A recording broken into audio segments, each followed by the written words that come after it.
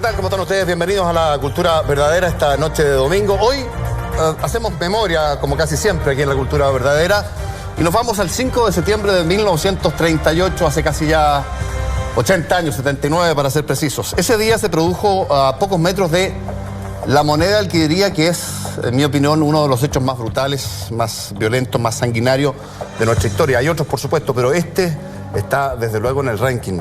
Se conoció como la matanza del Seguro Obrero. Fueron acribillados 59, 60 miembros del nacionalsocialismo chileno, el movimiento nacional socialista chileno, los nazis chilenos, pero nazis con C. Vamos a hablar de las diferencias ahí. Esa historia, su contexto, las consecuencias políticas que tuvo, que fueron relevantes a mediados del siglo pasado, ¿no es verdad? Están relatadas en este libro. Se llama La Generación Fusilada. ¿Lo muestro ahí? Ahí está. Y ahí está el autor, Emiliano Valenzuela, que está sentado al frente mío. El subtítulo o la bajada, Memorias del Nazismo Chileno, 1932-1938. La Generación Fusilada, entonces, es tema de comentario, de análisis. Emiliano, te agradecemos especialmente Muchas gracias, José, por invitarme. Habernos acompañado esta noche. Nos vamos a meter en esta historia de ese 5 de septiembre brutal, sanguinario, como decía yo, pero antes hagamos lo que es relevante y lo que tú más haces tal vez en este libro, que es una semblanza de quiénes son, cómo nacen, qué pretenden estos nazistas chilenos que no tienen mucho que ver, aunque tuvieron alguna relación con los nazistas alemanes. Mira, yo siempre me pregunto lo siguiente, ¿qué tuvo que ver un obrero de la construcción, ¿no? Un gañán del salitre, sí, o un estudiante, ¿no? Con un movimiento que estaba sucediendo en esos momentos en Europa, ¿no? Y que era absolutamente distante. Absolutamente nada. Lo interesante ahí es como la voluntad política de la movilización, ¿no? La voluntad política de querer pensar de acuerdo al repertorio de opciones que existían, ¿no? en la sociedad planetaria, el país, ¿no? Las crisis, los momentos difíciles. Es bien interesante porque estos personajes son... ¿Quiénes eran estos personajes? ¿Eran obreros, estudiantes, eran jóvenes? ¿En qué les estaba pasando? Esto parte como movimiento antes, evidentemente, del año 88, pero no muchos años antes. No, el detonante del nazismo, lo conversamos antes de iniciar, en Chile es la crisis económica brutal que en Chile repercute de manera extraordinaria del año 29. Bueno, en el año 29 hay varios movimientos no sociales. Se instaura una república socialista en Chile, ¿no? El 4 de junio del año 32. Y desde la derecha chilena surgen una serie de movimientos anticomunistas, ¿no? De resguardo a la propiedad privada, ¿no? Mucho susto al comunismo. Y surgen estos guardias cívicas, ¿no? Desde los municipios. Aparece un ejército paramilitar que tiene la derecha de 70.000 miembros, que son las milicias republicanas, financiadas por el Estado, financiadas por Alessandri con arsenales y con dinero. Y aparece este abogado de Ñuñoa, ¿no? Jorge González Fonmaré. Este es un personaje clave, que claro, no pasemos de él tan rápido. Ya te voy a pedir detalles. Que tiene la idea, él no es chileno ni alemán, ¿no? Pertenece a las dos vertientes, ¿no? Es mitad chileno y mitad alemán. De madre alemán. Pero claro, no tiene como una pertenencia real a lo que es Chile y tampoco a Alemania. Entonces, tiene una personalidad muy ambigua, muy extraña. Y él crea este movimiento el año 32, ¿no? Inspirado claramente en lo que estaba sucediendo en Europa.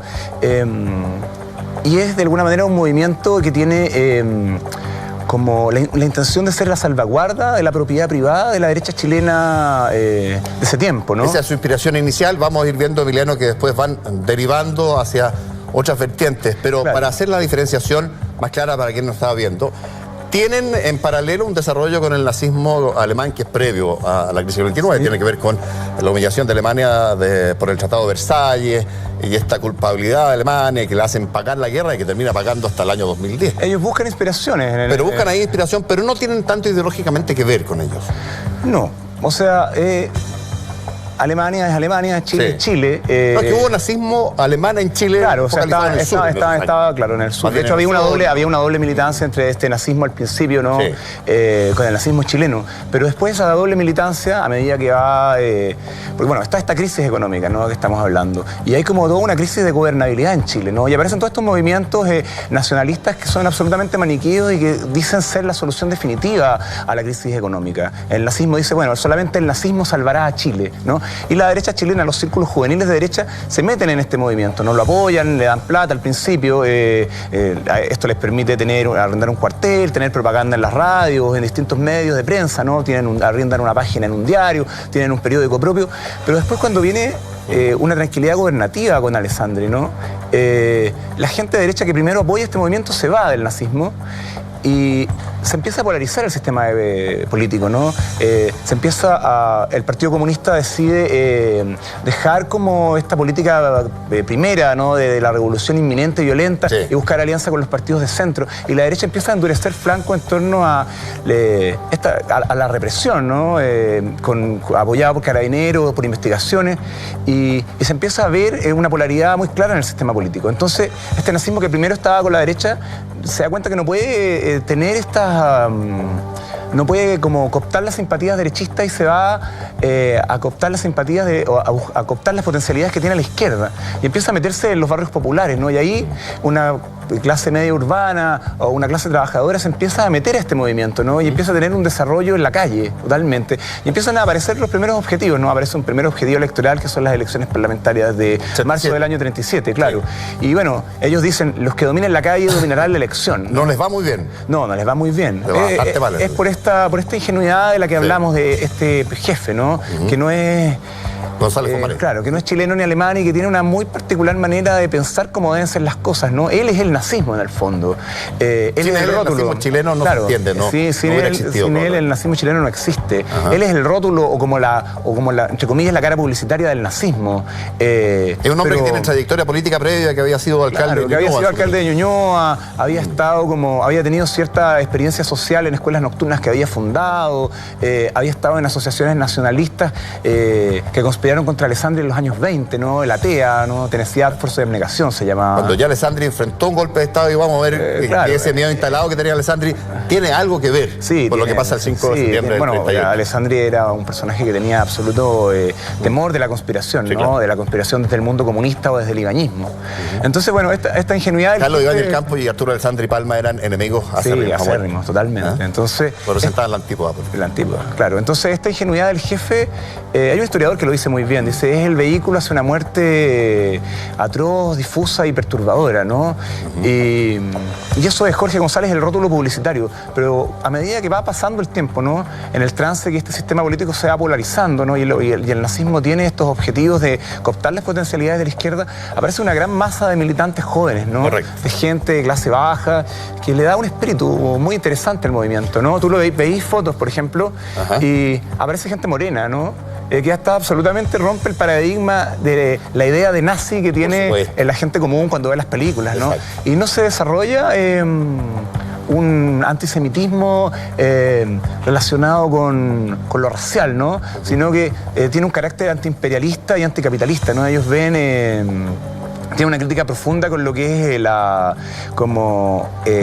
el capitalismo internacional, ¿no? La especulación financiera. Entonces ellos tienen esta crítica, ¿no? Y la instalan, pero la instalan desde una ingenuidad absoluta, o sea, como te lo decía al principio, sí, claro, que tiene que ver este obrero del salitre, que tiene que ver esta persona pobre, que tiene que ver este estudiante con un movimiento que está pasando en Europa. Lo interesante es el valor de la propuesta, ¿no? ¿Cómo quiero pensar yo al país, ¿no? Buscar las opciones disponibles en el panorama internacional. Emiliano, vayámonos metiendo en lo que fue probablemente tal, hemos mostrado algunas imágenes ya.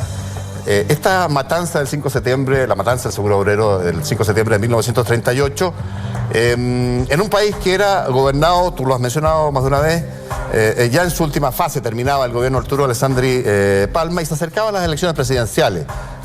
En ese contexto, ahí se inserta la acción que deriva o termina en lo que se conoce como la matanza del Seguro Obrero, que es, dicho sea de paso, la actual sede del Ministerio de Justicia, ahí a 20, 30 metros de la Moneda. ¿Qué pasa esa mañana en torno al mediodía empieza a ocurrir? Esto empieza mucho antes, es bien curioso, porque yo te digo, bueno, ellos empiezan a cooptar las potencialidades de la izquierda, ¿no?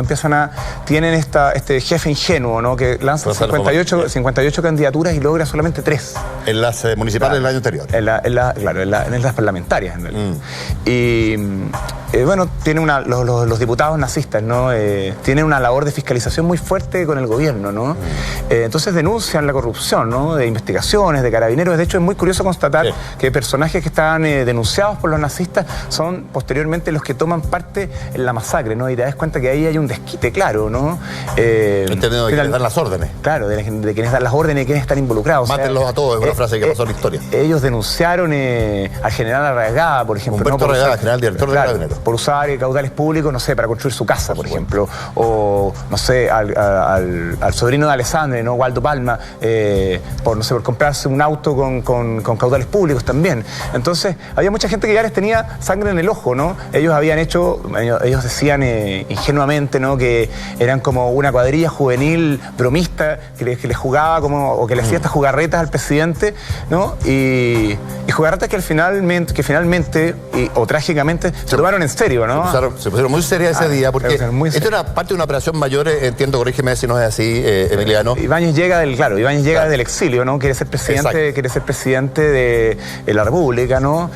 Quiere agarrar el apoyo de los grupos escindidos del Frente Popular y quiere ser el candidato del Frente Popular. Que termina siendo Pedro Aguirre Cerda. Pero hay una pugna, ¿no? ¿Quién va a ser el candidato de la oposición? Era el menos frentista popular de todos, Pedro Aguirre Cerda. Pero bueno. Era el menos frentista popular de todos, pero bueno, termina siendo Pedro Aguirre Cerda. Ibáñez, tiene el apoyo inicial de estos nazistas, ¿no? Pero Ibáñez los desprecia al principio. Dice, bueno, yo soy democrático, soy antifascista, ¿no? Entonces él quiere cooptar todo lo que es el apoyo al Frente Popular con estas declaraciones, y el nazismo empieza ahí a transar su identidad, ¿no? A renegar de estas simpatías primarias que tuvieron con el nazismo alemán, con el fascismo italiano, y empiezan a decir, bueno, nosotros nos declaramos completamente de oposición, nos declaramos alineados a la izquierda, nos declaramos anti-Alessandro, pro-democrático, claro, y ellos son absolutamente antiderecha al final. Antiderecha, sí. Y terminan ahí combatiendo contra eso que tú dices, y haciendo polémica. Clave, ¿no? Para explicar, creo yo, Emiliano, lo que pasa ese 5 de septiembre, porque tiene que ver con una maniobra mayor que intentaba explicar,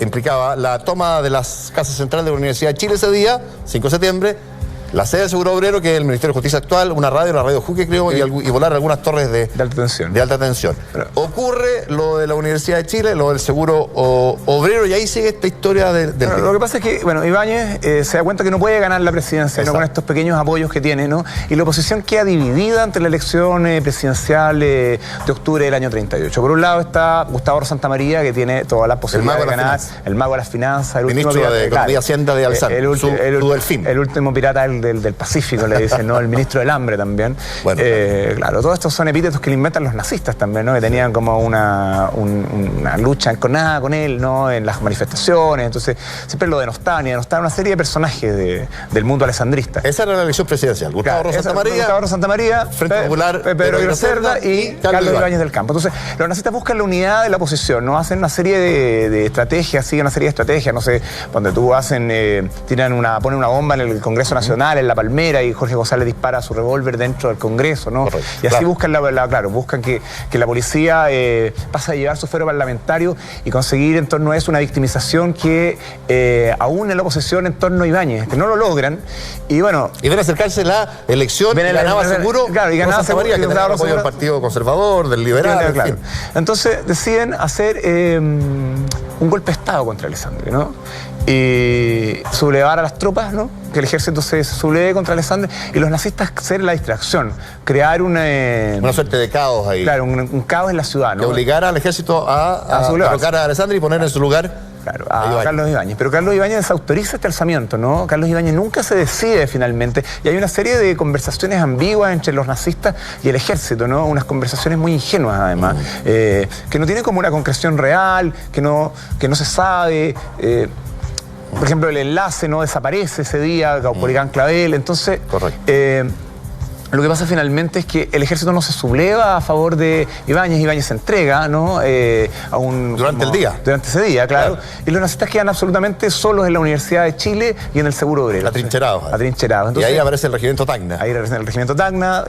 Bota a la puerta de la universidad, persigue a los estudiantes adentro de la universidad. Con balas de cañón. Con balas de cañón.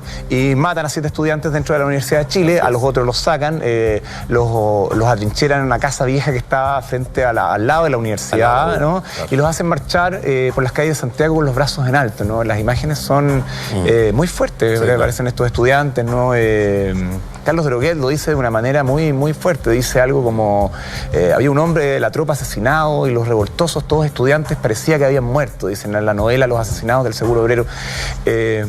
Es muy interesante este punto, porque sí, yo me digo, ¿por qué Carlos Droguet, ¿no? Que fue alguien de una vereda política muy opuesta a los nazistas, sí, quiso escribir esta historia, ¿no? Hasta el final de su vida, ¿no? Fue alguien al que Salvador Allende le dio el Premio Nacional de Literatura incluso. Sí. ¿Por qué él quiso desentrañar esta sangre, ¿no? Quiso narrar esta sangre? En la explicación del libro al principio dice, esta historia roza apenas la política, pero profundiza en la historia de nuestros muertos y de nuestra tierra. Es una imagen muy linda, ¿no? Hay muchos correlatos en Chile, ¿no? Muy profundos, ¿no? La historia de la sangre, la historia del dolor. Y yo creo que en esta historia hay una clave para entender algo, ¿no? De eso. Ya se produce el primer derramamiento de sangre, como decías tú, en la Universidad de Chile, donde son sacados a fuego, y son llevados en un caminar bastante divagante. Oscilante, claro. Oscilante por las calles del centro de Santiago, apuntados con rifles ahí, con las manos arriba.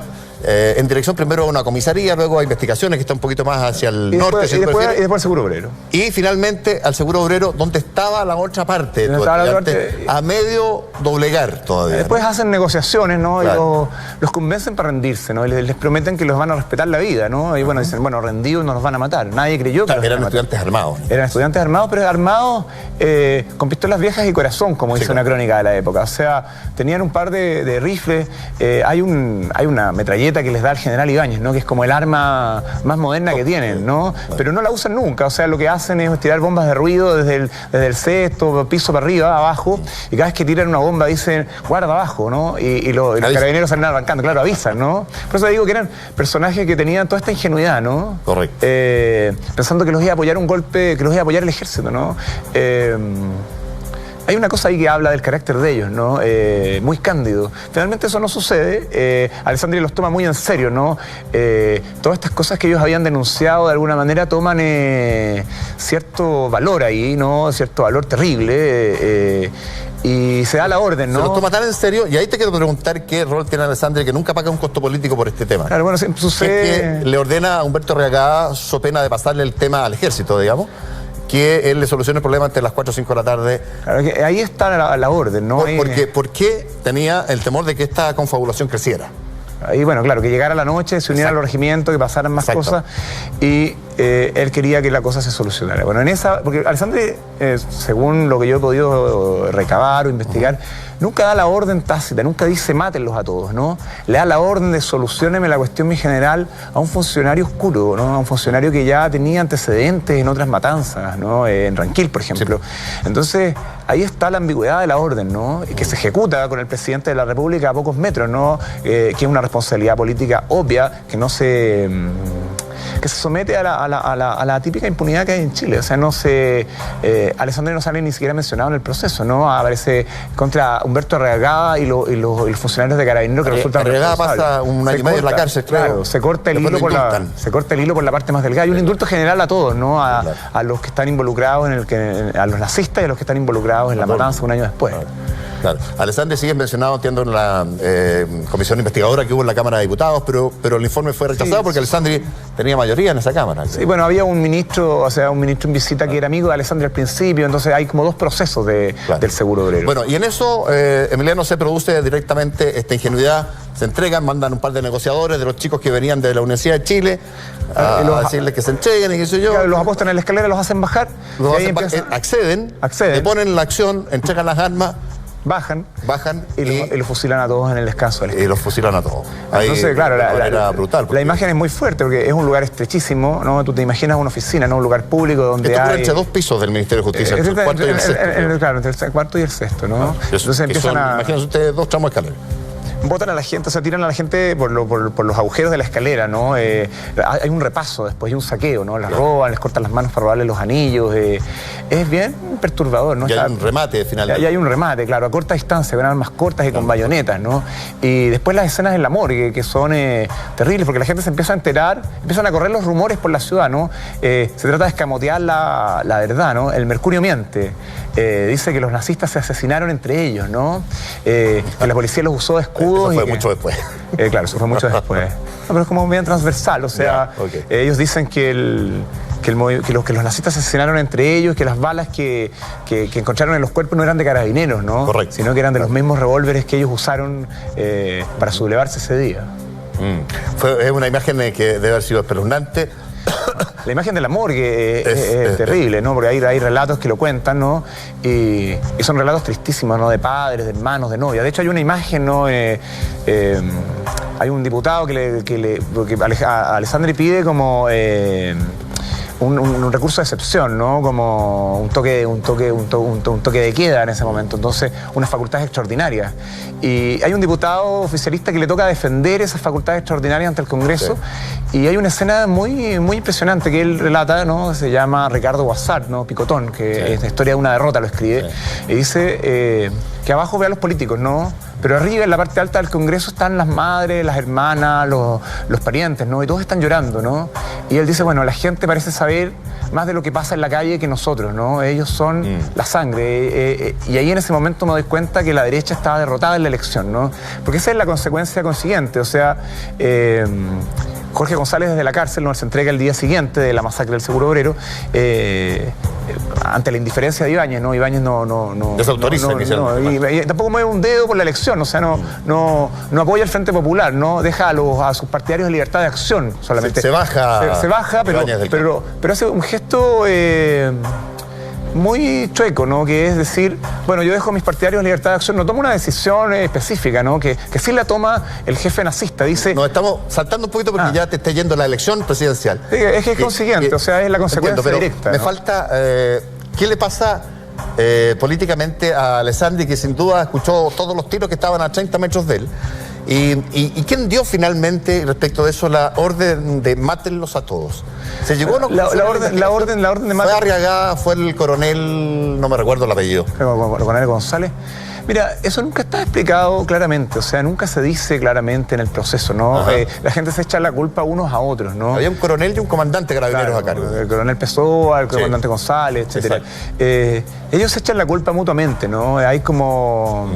esa típica cosa, ¿no?, que pasa con los funcionarios oscuros, ¿no? Esta burocracia rara, esta cosa de salvarle el pellejo al patrón, ¿no? Entonces no se sabe a ciencia cierta lo que sucede ahí o quién específicamente de ellos, ¿no?, como funcionario decide ejecutar la orden. Lo que sucede en un minuto es que se usan las armas y se mata a la gente y la gente empieza a caer a las escaleras y muere de una manera humillante y terrible, ¿no? Sin justicia, sin ningún tipo de redención. Ahora, yo te preguntaba, ¿qué le pasa después de esto a Alessandri? Y personalmente no le pasa nada, pero políticamente sí. Bueno, él pierde todo. Político se acaba. Se acaba. Su delfín se acaba, o sea... Su delfín, que era Gustavo Rosa Santamaría, que era el candidato, que era el que iba a ganar. Pierde la elección, ¿no? Pierde en razón de este episodio, fundamentalmente. O sea, es claramente Alessandri da la orden. Perdona, Pedro Iglesias. Claramente Alessandri da la orden, pero no la da como se dice, no es la frase del mátenlos a todos, ¿no? Es esta cosa ambigua, ¿no? Sí. Es como siempre funciona la represión, ¿no? Ese poder oscuro funciona con dimes y diretes, funciona por detrás, funciona nunca de frente, ¿no? Eso es lo más terrible de esos personajes, que son ambiguos, que son oscuros, son asesinos, ¿no? ¿Cómo marcó la historia política de Chile sin este episodio, sin este protagonista? No eran existidos los gobiernos liberales, o sea, radicales, si no hubieran estado... Hubiera sido otra, claro, la matanza del Seguro Obrero. Y bueno, nadie después se acordó más de la masacre después de los años 50, o sea, en la época de Ibáñez, ¿no? Muchos de los nazistas que estuvieron en esto, después fueron ministros de Ibáñez, ¿no? Óscar Jiménez, Sergio Recabarren, incluso algunos terminaron como... Es muy interesante lo que pasa después con algunos, no sé, hay uno que termina, por ejemplo, como ministro de Salvador Allende, ¿no? Como ministro de Salud. Hay otro que cae preso, ¿no?, por apoyar la Unidad Popular y termina torturado en un barco de la Compañía Sudamericana de Vapores, ¿no? Tienen historias muy particulares. Saltó para todos lados. Sí, saltó para todos lados, pero son vueltas no tan extrañas algunas, Emiliano, se nos fue volando el tiempo, ha sido una conversación particularmente interesante de este episodio, o sobre este episodio que está graficado en este libro, que es particularmente, o fue particularmente relevante en nuestra historia política, así que no me queda más que agradecerte una vez más. Oye, no, gracias a ti. ¿Te gustó? Sí. Qué bueno. Ya, terminamos, nos vamos a un corte, después de esta conversación difícil, dura, de esta parte de nuestra historia dramática. de hace casi 80 años, de esta matanza del seguro obrero. Y vamos a matizar a la vuelta de la pausa. Vamos a hablar de este Sin Fronteras que debutó en la red, en nuestras pantallas, hace un par de semanas, o 3 semanas ya, y que es una narrativa maravillosa de las fronteras de Chile, de los personajes, de nuestra geografía humana, y también de este libro vamos a conversar, que tiene un poco harto de lo mismo. Patricio de la Paz escribe Porfiados. De eso hablamos con Patricio de la Paz y con Pepe Robano, el director de Sin Fronteras, al regreso de la pausa en la cultura verdadera. No se vaya.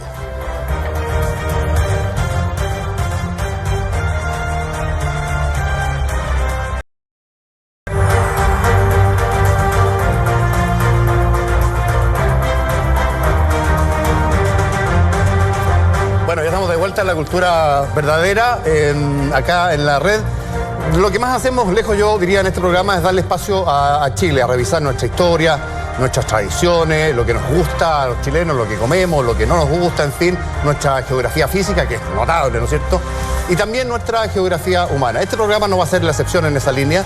Vamos a hablar de las vivencias, de las circunstancias, diría yo, increíbles que en muchos casos viven muchos chilenos, o pocos chilenos, la verdad, en nuestras fronteras, en lugares bastante atípicos, y para eso vamos a conversar con 2 personas que se han dedicado a registrar eso de manera diferente, audiovisualmente y a modo de crónica periodística, pero finalmente es un libro que está ahí, Porfiados se llama, de Patricio de la Paz, lo pueden mostrar, que es uno de nuestros entrevistados, invitados de hoy día, que es periodista. Patricio de la Paz, ha sido editor de un montón de medios, tiene una larga trayectoria, pero se hizo el tiempo y las ganas y un aro en su vida profesional para dedicarse a recorrer Chile y encontrar estas historias, Patricio, que me parece que debemos agradecerte por la calidad que tiene y por un libro muy entretenido y muy notable. Y el otro invitado es don Pepe Robano. Pepe, ¿cómo estás? Gusto saludarte. Muchas gracias. También es periodista, pero es realizador audiovisual. Te has dedicado últimamente más a eso. A los documentales. A los documentales. Y eres director de uno bien exitoso que ha debutado ya hace 3 domingos aquí en la red, que se llama Sin Fronteras, que recorre el paisaje humano, diría yo, más bien, pero también físico, ¿no es cierto?, de Chile, en las fronteras, en los límites, pero también en las fronteras internas de Chile, que es bien atractivo. Hoy día tuvimos el capítulo de... Hoy día fue Magallanes. Magallanes. Hoy día nos fuimos a los faros del fin del mundo. Que es algo que también el Pato... Está, sí. Bienvenido a los dos primero, muchas gracias. Muchas gracias, Juan por José. sentarse acá a conversar de estas creaciones, la tuya, este documental y este libro tuyo, Pato. Magallanes, no sé si podemos ir mostrando de repente algunas imágenes del documental que vimos hace un poquito rato aquí en las pantallas de la red. ¿Qué te encontraste en estos faros del fin del mundo? Una experiencia maravillosa en realidad, llegar a convivir un poco con los marinos. Ajá. Que viven gran parte del tiempo aislados ahí en estos lugares. Fue una experiencia preciosa. Estar en el Estrecho Magallanes, ellos están aislados prácticamente casi un año. Mira la desolación de las imágenes en algunos casos, que se da cuenta un poco de la inmensidad del paisaje, de la belleza, pero eso también es Dorotea también, que en el mismo capítulo no solamente fuimos a ver a los fareros, sino que estuvimos en esta escuela donde hay 7 niños y que se comunican con la escuela al otro lado de la frontera argentina a través de cartas. ¿Dónde es, más o menos? Esto es en Parque Nacional Torres del Paine, mira, más o menos, Puerto Natales. Sí, claro. Y ¿A un rato de Puerto Natales? A un rato, justamente, claro. Puerto Natales es un pueblito justamente frontera, y donde es muy bonito por la comunicación entre los niños. En este mundo totalmente tecnológico, todo el mundo se comunica por los emails, ellos mismos se comunican entre cartas. Y es muy bonito la relación entre chilenos y argentinos que hay ahí. Ahí estamos con los fareros del fin del mundo. ¿Eso es Cabo de Horno ya o no? Eso es Estrecho Magallanes. Estrecho Magallanes. Punta Dúngenes, claro. Donde se encuentran los océanos Atlántico y Pacífico. Sí, claro. Y es maravilloso el lugar, totalmente aislado. Bueno, el Pato lo conoce, pues estuviste en Estuve en los que están en el Drake. En el Drake. En todas las islas y la costa ahí del Drake. Y se llama Un Reino Muy Familiar ese capítulo. Sí, ese es un capítulo de la familia que se va a vivir a solas al faro del Cabo de Horno. Son los únicos habitantes de la isla Horno. ¿Por un año? Se van un año. No. Ah, no. No, son un año, ellos postulan, se va el marino, su señora y los niños. En este caso es José Aguayo y su señora, que se llama, estoy viendo acá, Natalia Rodríguez. Natalia Rodríguez. Tuviste un día completo. Exactamente. Ajá. Y es bien increíble porque en realidad lo que tú descubres, yo lo que quería saber es por qué una familia quiere irse lejos del mundo y qué sé yo, y ellos lo que lo hacen es para estar más juntos.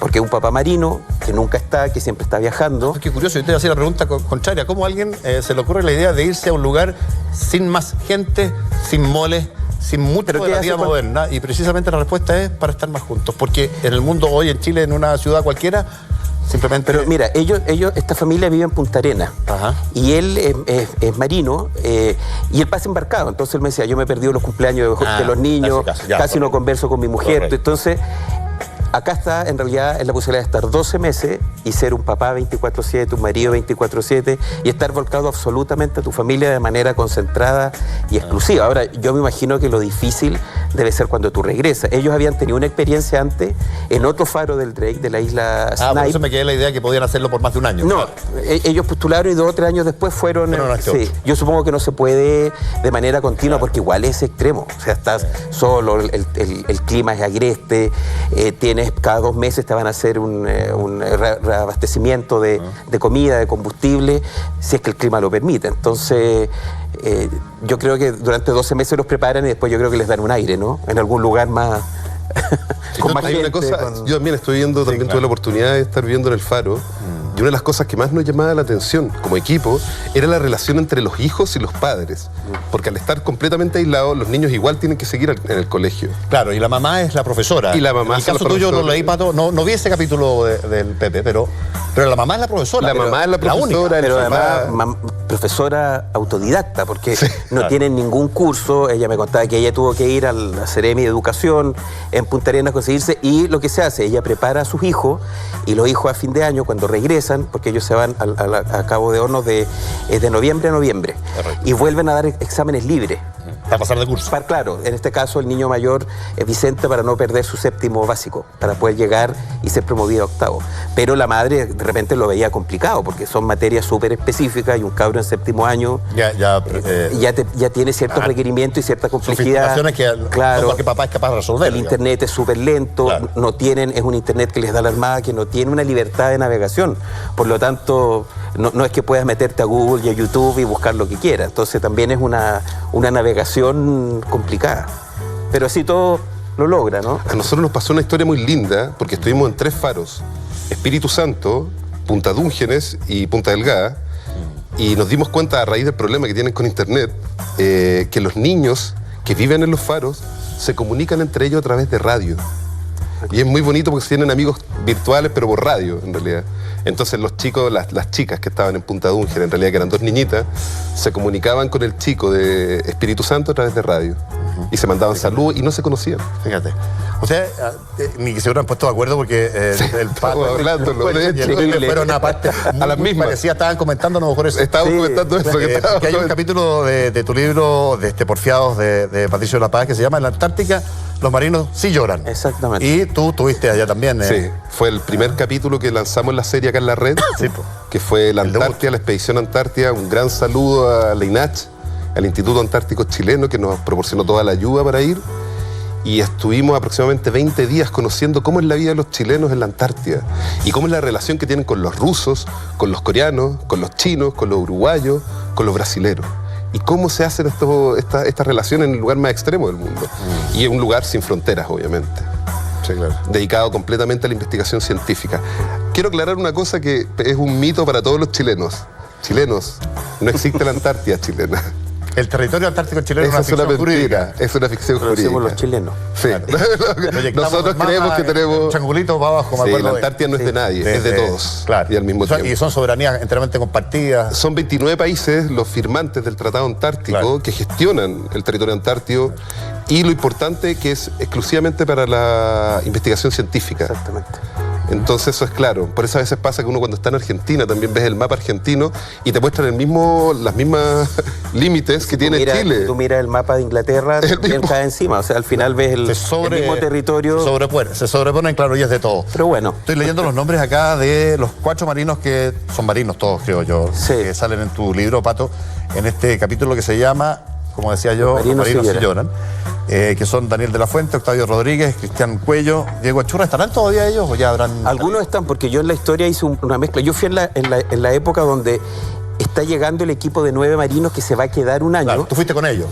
Claro, y salí con los que ya después de 12 meses abandonaban la Antártida. Qué buena experiencia. Entonces, están mezclados. Hay algunos de esos que todavía están ahí, y vuelvo ahora. Le contaba recién a él que vuelvo a buscar a los porfiados que dejé hace un año allá. Me parece que hay que escribir esa historia, hay que cerrar ese círculo. Así que el 21 de noviembre me embarco de nuevo en el Aquiles.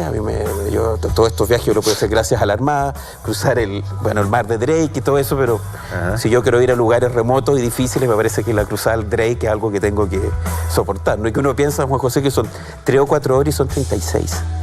36 horas cruzando el Drake, donde se juntan los dos océanos. Señal de la distancia, pero también de la dificultad de navegación. Exactamente. Y esta historia, un poco lo que contaba Pepe, yo fui a una isla que está más al sur que la Rey Jorge, que es donde están estas bases internacionales. Correcto. Que dentro de todo hay una comunidad antártica y se visitan los rusos con los coreanos, con los chinos, con los chilenos.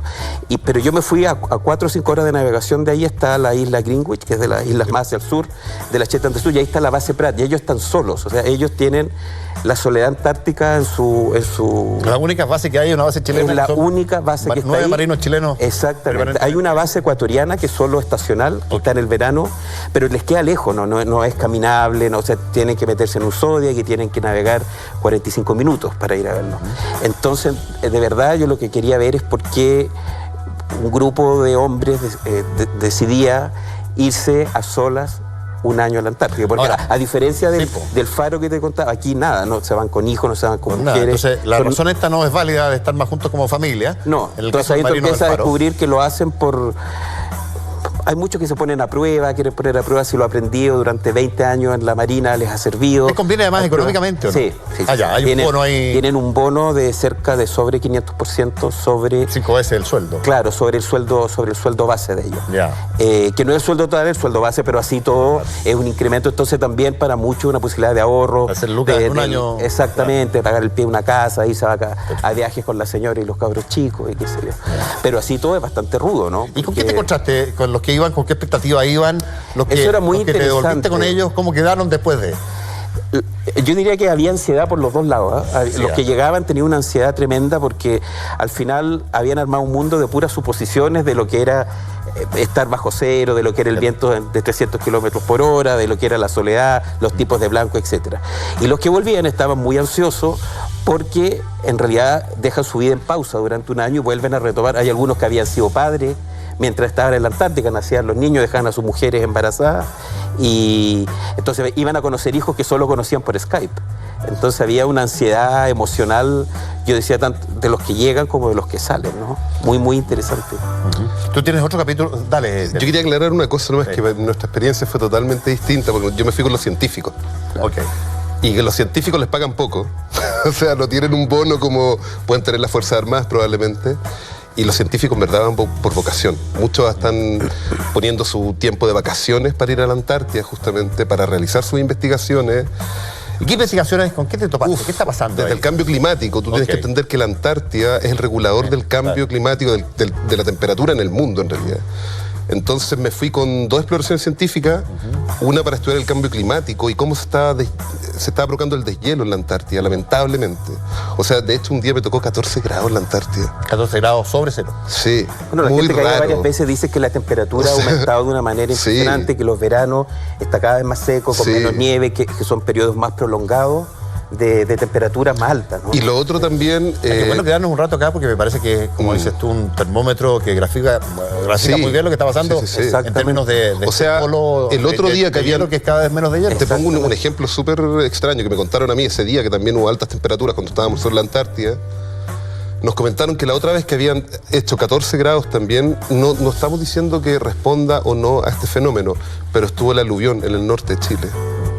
Entonces algo pasa también. Cuando en la Antártida hace mucho calor también, se deshiela y la temperatura del aire se calienta más y por ende hay un deshielo y el agua crece.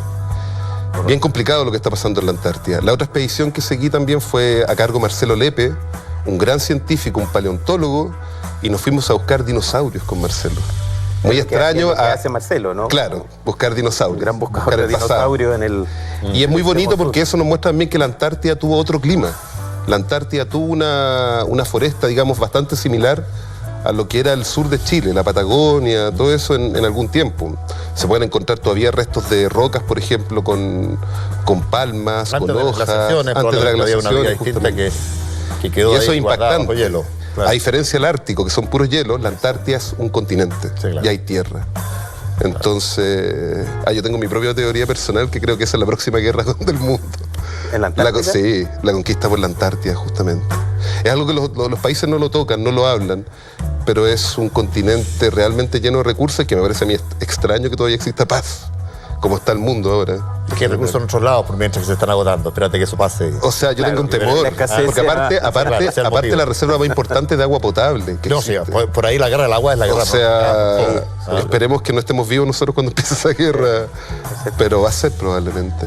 Y por eso también es importante la presencia chilena en la Antártida, para hacer un poco de soberanía en estos terrenos. O sea, yo creo que también estas demarcaciones medio ficticias de la Antártida chilena tiene que ver con eso, para que el día de mañana, cuando haya algún tipo de litigio... De la cercanía respecto a cualquier otro de claro, que esté ocupando ahora. Y los científicos hacen soberanía ya.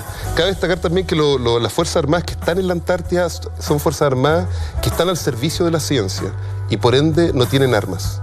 Y eso es súper importante. No, y facilitan los traslados, todo. los abastecimientos. Es un trabajo súper conjunto al final. Muy llamativo aquello. Oye, vámonos a la pausa, si les parece. Pepe y Pato, Patricio La Paz y Pepe Robano. Pepe Pato, claro. En esta cultura verdadera. Regresamos al tiro con este recorrido que estamos haciendo. Los invito a la vuelta a irse a la frontera norte de Chile. Interesante lo que pasa ahí, con la convivencia de los pueblos que uno no se lo imagina, que no tiene nada que ver con la guerra del Pacífico, ni con la Haya, ni con nada. Vamos a la pausa y regresamos.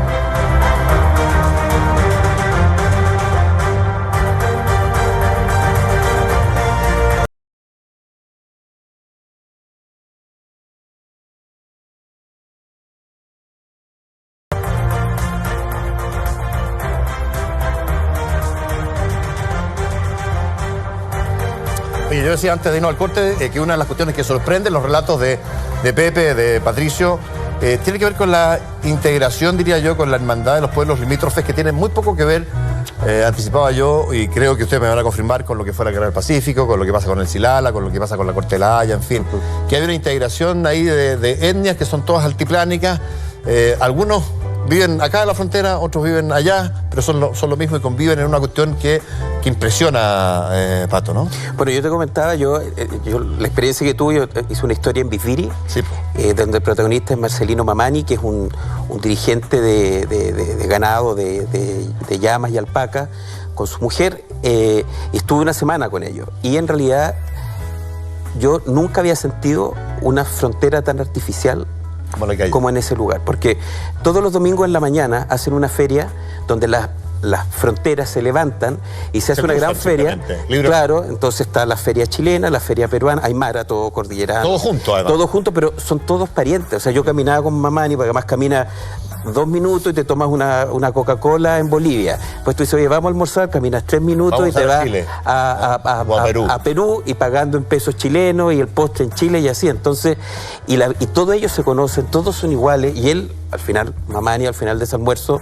me decía que, siendo súper honesto, él se siente mucho más afín con cualquiera de los Mamani, que son el 90% en esa zona, en Perú y Bolivia, que con un santiaguino. O sea, un santiaguino ya es demasiado al sur, con alguien de La Serena, con alguien de... Entonces es bien interesante lo que pasa. Se tratan como familia, se dicen tíos. Entonces, claro, yo lo digo ahí en la crónica, que nunca me pareció que las fronteras podían ser tan artificiales y que al final eso es un mundo andino, aymara entero. O sea, no... A ti te pasó, Pepe, lo mismo. Es súper divertido, y también estoy con la familia Mamani, la misma familia que fue a vivir. Saludos a la familia Mamani. La gran familia Mamani. No son los mismos, pero por coincidencia. Marcelino Mamani, ¿no? Sí, pues con la señora, ¿cómo se llama? Carmen Paco. La Carmen. Maravillosa. Marcelino va a ser como el... Son unas personas increíbles, ellos, justamente, pastores ganaderos, vienen de una herencia. Mire, él había sido ferroviario. Él trabajó mucho tiempo en el tren de Arica a La Paz. Correcto. Claro, pero ahí era otro altiplano. Ahí vivían 350 personas, o hay 60, enteramente despoblado, claro. Y se está despoblando cada vez más. Cada vez más. Yo quiero preguntar también por eso. Sí, eso es bien tremendo. Sí. Y la razón es que la migración, derechamente, la expectativa de los jóvenes que migran simplemente a la ciudad. El colegio llega hasta, no me acuerdo si hasta sexto o hasta octavo. Entonces, ¿qué pasa? Los cabros van a Putre, que es lo que le queda más cerca, o a Arica. Tuve una carrera técnica, y también tú piensas, un cabro que estudia mecánica, ¿qué va a volver a hacer a Biviri? porque si no vas a pastorear camélido, claro, no hay mucho más. O sea, lo que hablábamos también, tampoco son zonas donde no hay turismo, no hay donde comer, no hay restaurantes, no hay nada. Entonces, lo que pasa es que los cabros empiezan a ir y los viejos empiezan a morir, entonces al final son pueblos donde el éxodo está siendo permanente y son pueblos que están desapareciendo. Yo le preguntaba a Mamani, fíjate, porque él, como bien decía Pepe, o tú comentabas que él vivió mucho tiempo fuera en Arica, digamos, y en Coronel Alcérraga, que es otro pueblito del altiplano, pero él vuelve hace 20 años a vivir, y yo le preguntaba por qué vuelve a un lugar donde la tendencia es siempre a irse, ¿no? Y fíjate que después de mucho hablarlo, él está ahí por amor a su padre, porque encuentra que lo que su padre hizo,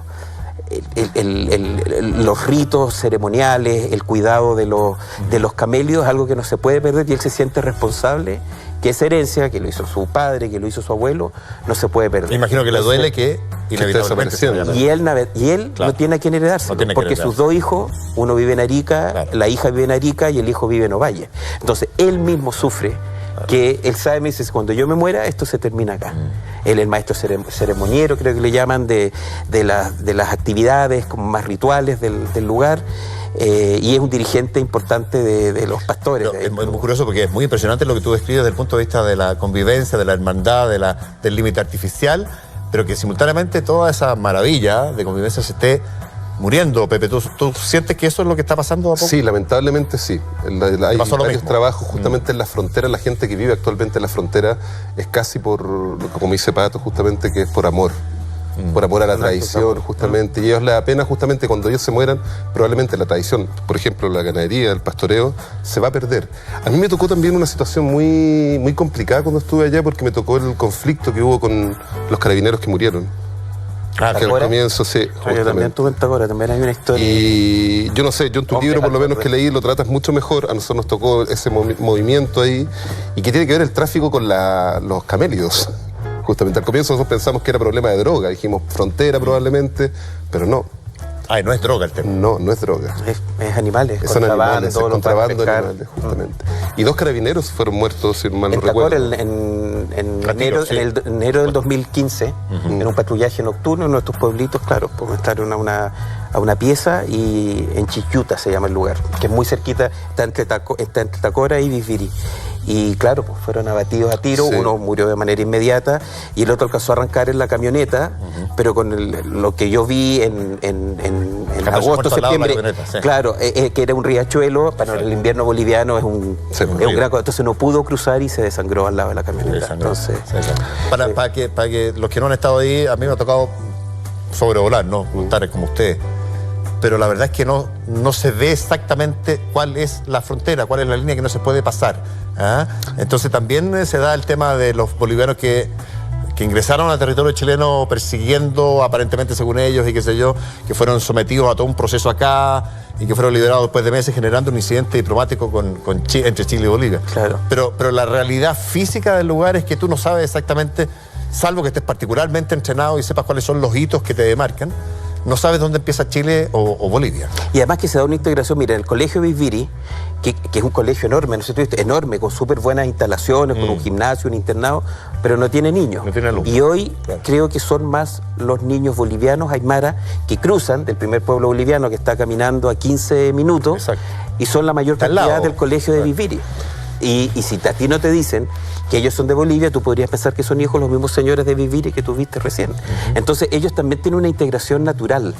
Por supuesto el tema del contrabando y el delito es otra cosa, pero a lo que voy que son comunidades que viven y tienen un contacto permanente, ¿no?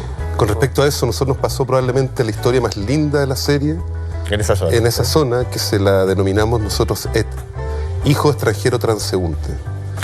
Por supuesto. Nos fuimos justamente con 2 abogados de derechos humanos de la clínica de migrantes, que por ende no tienen nada, de la Universidad Diego Portales. Nos fuimos al desierto a buscar los niños apátridas del desierto, hijos de inmigrantes ilegales que entran de manera irregular a Chile, bolivianos, peruanos, incluso colombianos también, que tratan de pasar por ahí, y que la verdad, como sus padres, ellos nacen en territorio chileno, estos niños, pero sus padres, como tienen una condición migratoria irregular, no inscriben a estos niños. Por el jus solis, que es este derecho de donde tú naces para pero esta gente debieran ser chilenos. Pero esta gente en general, claro, como son inmigrantes ilegales, por lo general tienen temor a acercarse a cualquier tipo de autoridad para inscribir. O sea, desde ir al hospital, por ejemplo, hasta ir a inscribir a los niños. Ellos no saben que sus hijos son chilenos. Y estos niños viven diseminados en el desierto. Gran parte de ellos están trabajando en labores agrícolas, sobre todo en el Valle Azapa. Y lo más terrible de todo ello es que, no tienen derecho a educación, no tienen derecho a beca indígena, no tienen derecho a un montón de beneficios que deberían tener todos los niños, salud también. Y más encima trabajan en labores agrícolas, como son pequeñitos, son las personas que están encargadas muchas veces de llevar los venenos a estas plantaciones. O sea, aparte, están en contacto con pesticidas, digamos. O sea, y sin ninguna regulación. Sin ningún tipo de regulación. Medida de precaución tampoco, ¿no? Y bueno, estuvimos en esta gran aventura con estos dos abogados, con Víctor Hugo y con Claudio, que son abogados que se dedican, Víctor Hugo Lagos, que se dedican al tema migrante, también con la ayuda del Servicio Jesuita Migrante, y logramos presentar ante la Corte Suprema 161 casos de niños apátridas, que se les fue reconocida su nacionalidad. Y eso nos llenó a nosotros de felicidad y orgullo y misión cumplida con la historia que contó el Sin Frontera, en realidad. Hemos estado en los dos extremos, en la Antártica, en la frontera norte. Hay un capítulo que no alcancé a leer, desgraciadamente, de Pato, de tu libro, que se llama Lejos de Huecufe, Alto Biobío. El tema mapuche. No sé si, Pepe, estuviste también, haciendo algo. No sé si salió ese capítulo. No, todavía no. Creo que el último capítulo nosotros fuimos a la frontera del lago Icalma, que es una comunidad pehuenche, para que la gente un poco se ponga, son los mapuches de la cordillera, digamos. El Pehuen es el fruto de la Araucaria, ¿no? Claro. Y fuimos a desarrollar 3 historias muy bonitas que tienen que ver con la Araucaria. Un programa de reforestación donde los niños de una escuela pehuenche ahí de Icalma, una escuela Galletué, iniciaron un plan justamente que van a plantar junto con los niños argentinos. Hicieron un plan para reforestación de China Muerta, una localidad cercana ahí que fue arrasada por un incendio, y fue realmente bonito. O sea, los niños como nos dan lecciones, porque aparte ellos no solamente están haciendo una cosa ecológica, sino que para ellos también el pehuen es un árbol sagrado. Y la hermandad también que existe entre el pueblo mapuche, digamos, chileno-argentino. Recordemos que ellos son anteriores a nuestras divisiones. Entonces hicimos un guillatún con ellos y fue realmente bonito. Saludos para toda la gente de Icalma. Estoy leyendo acá los nombres de tus protagonistas de tu capítulo, Pato. Son como García Marciano, Marcelino Queupil, que es además el Apolinario Pavián, y la señora Margot Vita. Margot Vita, que es la mujer de Apolinario Pavián. Sí. Yo, un poco esta historia, bueno, como todo el libro, la idea era, yo quería ir a las comunidades pehuenches, las que están más alejadas, porque si tú vas a Ralco y sigues todo el camino de Ralco, hay una serie de comunidades, que hay un camino que está bueno, pero ahí yo y aprovecho las gracias con el cura de Ralco, Óscar Gutiérrez, que además lleva muchos años ahí, conoce, y él todos los veranos va a ver las comunidades más alejadas. Yo me fui con él en febrero y ahí aparecieron todos estos personajes que no se mueven y son impresionantes. Y el Huecufe es el espíritu del mal. Es la maldad en su estado supremo. Y en todas las historias que yo iba, siempre el Huecufe estaba pendiente. Hasta que el lonco, Marcelino Queupil, me dice que en el fondo ellos viven en la cordillera porque sus antepasados dicen que cuando el Huecufe se suelte, ellos tienen que estar lejos del camino, escondidos en las montañas. Entonces me dice, yo aquí estoy seguro. Qué interesante. Tú me decías que respecto de esa comunidad que se da en el norte, Sin Frontera, se sentían tan diferentes. Eso respecto ya de un serenense, qué decir de un santiaguino. Aquí, ¿qué sensación te quedaste al convivir con esta gente, con mapuches o pehuenches, que siguen ahí apegados a sus tradiciones, a sus creencias, que viven en cierta precariedad desde el punto de vista material, bajo los parámetros de quienes vivimos, por ejemplo, en Santiago? Exactamente. Y que seguramente deben sentirse particularmente ajenos a todo eso. A mí ellos me visión de muy ajenos, no están realmente en un universo aparte. Además en todo, en su sistema de creencias, en el valor que le dan a la comida, en el valor del tiempo, en el valor del ocio. Entonces o sea, uno podría, ¿cómo están en la montaña? Y ellos dicen, pero es que además de la montaña, o sea, el universo es suficiente ahí. Entonces no se imaginan Santiago, o como Marcelino, vuelvo al norte solo porque me acordaba. Marcelino. Claro, porque ¿sabes las cosas que más me preguntaba? Me decía, ¿qué música se escucha en Santiago? Él no podía imaginarse qué es lo que se escuchaba acá. Porque cuando había estado en Ovalle una vez en su vida, que era el límite sur para él de Chile, era en Ovalle, que él había estado, se escuchaba mucha ranchera, cosa que él lo había perturbado mucho. Y él solo escucha vals peruano. Entonces, bueno, es muy interesante. Pero volviendo a tu pregunta, exactamente, los pehuenches son un universo absolutamente en sí mismo. Absolutamente en sí mismo. Interesante, son otro mundo. Los que ha retratado Patricio en este libro, los que ha retratado, o el que ha retratado Pepe en su documental, que el próximo domingo tiene... ¿Cuál es el que viene el próximo domingo? Nos vamos a Camionero. A un viaje con la familia Peña, una familia de camioneros de 20 años de camioneros. A las 7 de la tarde. Y a las 7 de la tarde justamente. Y nos fuimos a conocer con ellos justamente un viaje desde el puerto de San Antonio hasta la ciudad de Mendoza, que normalmente dura 4 horas, nos demoramos 2 semanas en hacerlo. Y fuimos parando justamente y viviendo un poco cómo vienen estos nómades de la frontera. Porque ellos también se mueven en la frontera, pero se mueven en un hábitat móvil que es su camión. On the road. On the road, totalmente. Anda muy bien. Yo quería decir un mensaje acotando un poco lo que tú habías dicho antes. Es bueno que estas historias del pueblo mapuche se sepan como historias positivas. En general nos llegan solamente noticias negativas del pueblo mapuche. Pero hay una tremenda hermandad y tremendas historias preciosas también que debemos aprender nosotros, por supuesto, de nuestros pueblos originarios principalmente. ¿Ese capítulo ya fue el de los del pueblo? No, todavía no, es el último. Verdad, pues lo decimos el último, sí. Oye, ya pues nos despedimos, Pepe. Muchísimas gracias a ustedes por... Gracias, Juan José. Muchas gracias, termina esta cultura verdadera, así que les agradecemos como siempre y los invitamos a ver el 4º capítulo de Sin Frontera de Pepe Robano, que viene muy entretenido. Que lo pasen bien, buenas noches.